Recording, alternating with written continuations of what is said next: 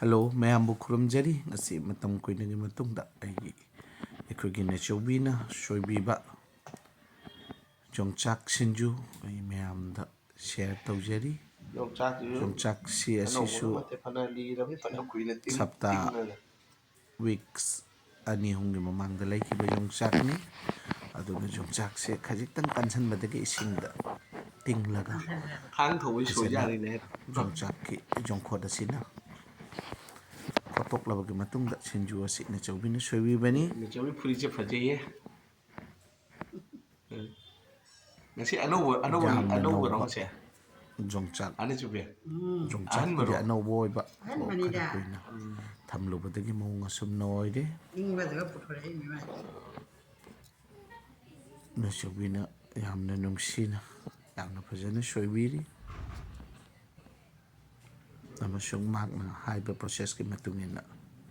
sinju asi tawjage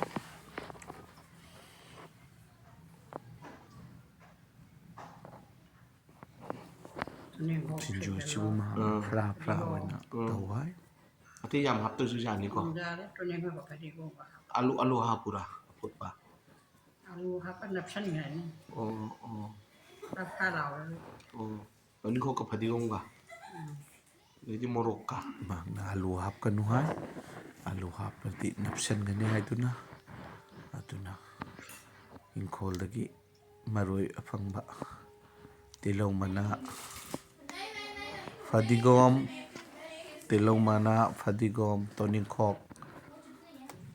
na chingba afangba maroisin phakpai maroi punamak fajana chamlaga kangna thamgare amasung ngari haibadi akhona tongairaga semkhanai sida ngariga morok akangba asiga fajana sumai taisigi mathakta sumai tawna laure hojik ai sinju asi prepare tawjaragani ingkholgi phangjaba maroising punamak aigi sinju asigi chanaba chang matungina asiga thamjare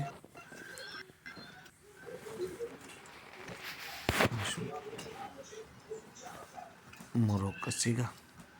masagi ngari asiga fajana tokhaijare fajana khutna thum hapchalaga aduga maroisingsiga punna mix tawjaragani amasung aigi sinju semba asi mawong adumna loijagani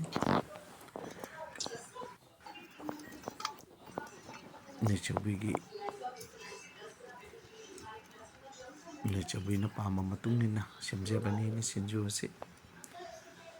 atai jongchak sinju atai so ai ucharakani matam phangba matamda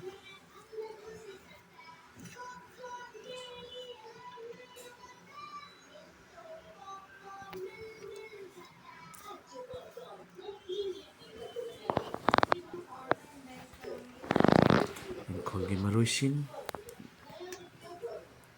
tani isage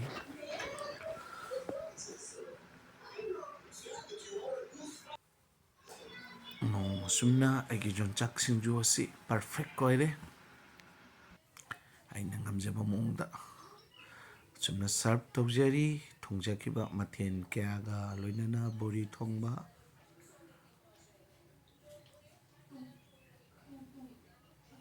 somdana sinju si seda leire plate asida mathau tabado jerum thongba amasung hangamgi chumthong sumna mayambu thagatjari